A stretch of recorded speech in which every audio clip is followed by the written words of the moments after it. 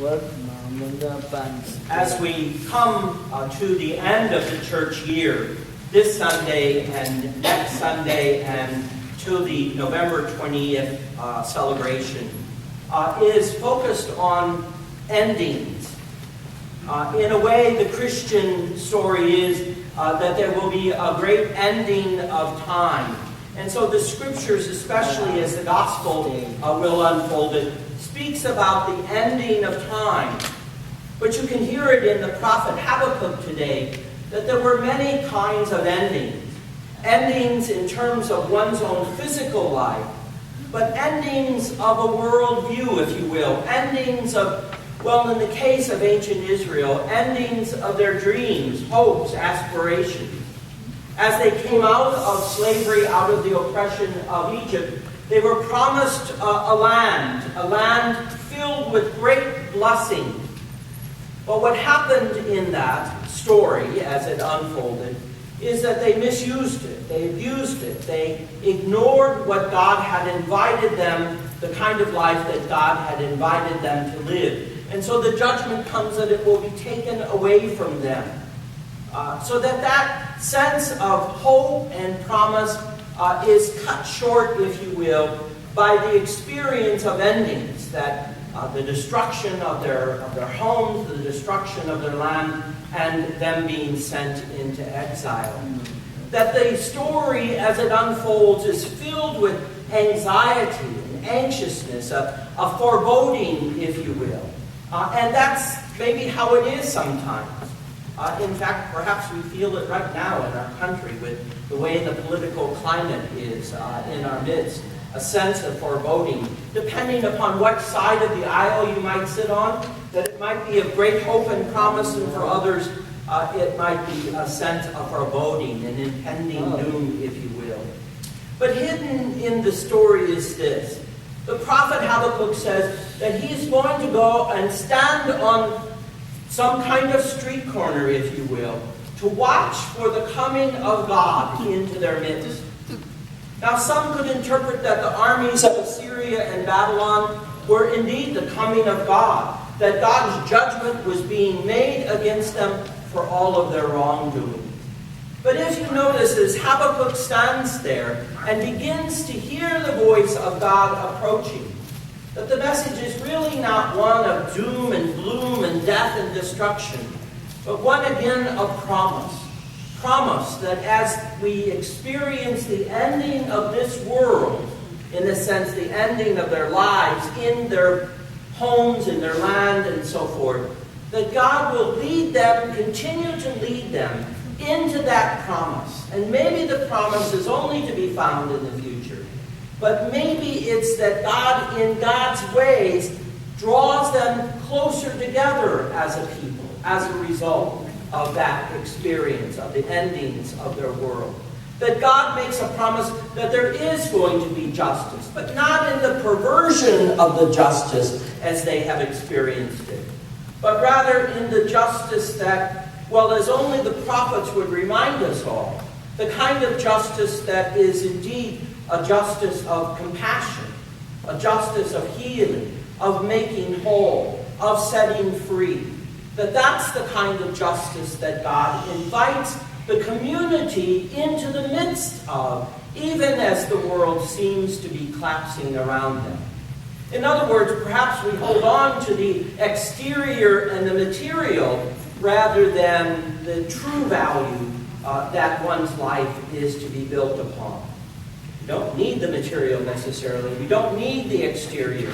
But we definitely need the value of compassion, of mercy, of justice. And that's what the prophet encourages the community to hold on to as they are headed into exile. I know for myself, I've been to Jericho, and if you're unfamiliar where Jericho is, it sits about 40 miles from Jerusalem. But Jerusalem is at an altitude of almost 5,000 feet above sea level, and Jericho's almost 1,300 feet below sea level. And so just in a span of 30 miles, you drop pretty precariously off the edge of the mountains into the basin of the Dead Sea. But Jericho is considered one of the oldest cities in the world in existence, because occupation in this particular area has been there for almost 10,000 years. Excavations have discovered this. And one of the reasons is because within sight of the Dead Sea is one of the richest oases in the Middle East, meaning that it is 30 springs, 30 freshwater springs. Remember, the Dead Sea is salt. I mean, nobody sinks in the Dead Sea because it's so filled with salt. But here in Jericho, just a few miles from the edge of the Dead Sea, 30 freshwater springs bubble up out of the desert to water a lush oasis. Even today, it's true. And so in order to go from Galilee to Jerusalem and not go along the seacoast where there were many enemies of Israel, Jesus comes down the Jordan River Valley, and at that point of Jericho begins to turn towards Jerusalem. It's going to have quite a climb to get up into the city of Jerusalem from Jericho. But Jericho sits there in this place with death all around it in terms of the Dead Sea and the desert and the harshness of the Judean desert, and yet it's filled with life. And you see, that's a part of the invitation, isn't it? It's kind of funny when you go to Jericho, the tour guides always like kind of driving you past this huge sycamore tree, and of course, as guides in the Middle East always say, this is the tree. 2,000 years later, this sycamore tree could still be standing there. But the story is characteristic of Jesus, isn't it? The story is an invitation, not only for Zacchaeus, but also for those who are following Jesus, but also for us. And so these various layers of entry into this story is constantly an invitation to listen, to be attentive, to consider how our lives are responding to what the message is. And so as Jesus is going through, Zacchaeus in all of his simplicity and humility wants to come to hear, just as anybody else did, the message of Jesus. Just to see him was enough for Zacchaeus. And in the story, as it unfolds, notice the protagonist, if you will. That there are people who are greatly upset by the fact that Zacchaeus, a sinner, remember in a Jewish community, being the money changer, if you will, the tax collector, meant that you were handling Roman money. Not Jewish money, but Roman money.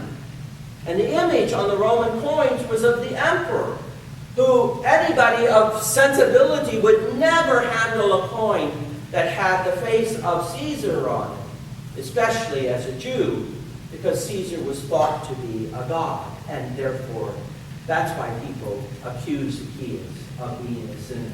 He's handling dirty money. He's handling tainted money. Meaning that they've already decided that because Zacchaeus is doing that, he can't be a part of the community. That he can't find healing and life and salvation in the community because he's chosen a profession that necessarily excludes him to be outside of the community. And yet, in the characteristic way that Jesus always responds to situations like this, Jesus invites himself to Zacchaeus' house. Remember one of the trips that I took to Israel, that we were coming down from Mount Carmel, and the bus kind of stopped. There was a fellow walking along the road, and the bus stopped, and I was very suspicious of picking up a hitchhiker in Israel. And so this young fellow got on the bus, and I could hear them in the front of the bus talking in Arabic, I think. And the guide turned and said, he's invited us to his house because we were so generous in providing transportation. And I went, seriously? Can you imagine what his wife is going to say when a busload of Americans, 35 of us, end up pulling in front of his house, and she's having to serve tea and cookies? And it was just like, this is craziness. So I could just imagine when Zacchaeus got home saying, guess who's coming to our house, that his wife and family are not too happy with him. And yet Jesus kind of gives us the idea, much like the prophet Habakkuk, that in the midst of all of what is going on, in the midst of the disruption, if you will, that salvation can come, whatever we might mean by that.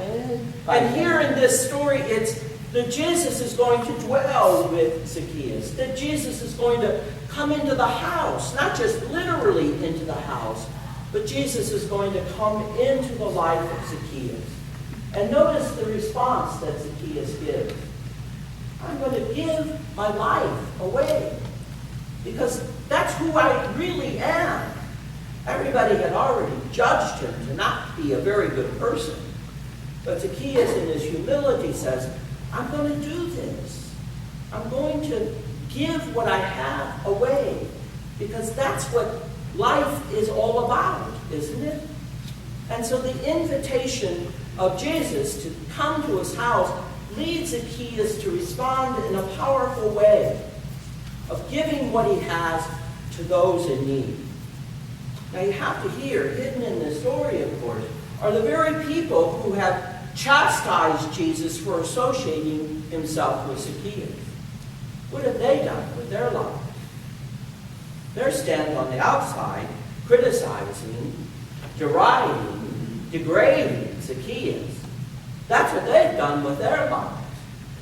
So in terms of looking at the two groups of people, Zacchaeus and those who are yelling and screaming, how dare you, Jesus, go to visit a sinner's house? Which one truly represents the vision that Jesus has called us to be attentive to? Remember way back at the beginning of the Gospel of Luke, he goes into the synagogue, Jesus unrolls the scroll and says, the prophet Isaiah says, the Spirit of the Lord is upon me. He's anointed me to bring good news to the poor, healing to the broken, sight to the blind, to set free the oppressed. That's the vision. That's the start. You know, I've been trying to think about it all week. I kind of guess what the vision might have been for us here at Sun Lakes United Church of Christ 30 plus years ago. In the sense that simply because a few people didn't like the music of the other church, that they went off and started their own church. And I just wondered, just to be honest, has anybody over that time really thought about why they wanted to become a United Church of Christ? To join themselves to the United Church of Christ? I don't know. Those of you who have been around a long time, did we intentionally say we really like the vision of the United Church of Christ? Or was it a relationship of convenience? I don't know. Think about that. Do we intentionally say that we choose this vision that the United Church of Christ has? Or do we just simply see it as 3 letters after our name? Well, you see, that's the challenge, isn't it? Does the vision, maybe not of the founders of the community, but does the vision that the United Church of Christ and this church that we've done over the past 5-6 years now, is that vision something that we really want to be committed to?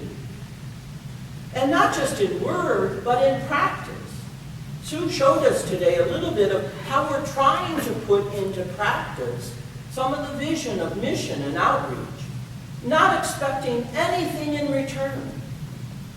How over and over all of you here spend time and effort, not just in giving money, but spend time and effort to make what we do here meaningful, not only for ourselves, but meaningful for anyone who might want to come to join us.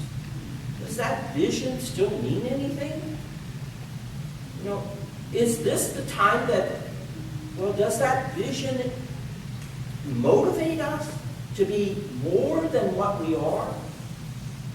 Or do we, like the crowds who say, oh, Jesus, you're going to a sinner's house, we're not going to have any of that?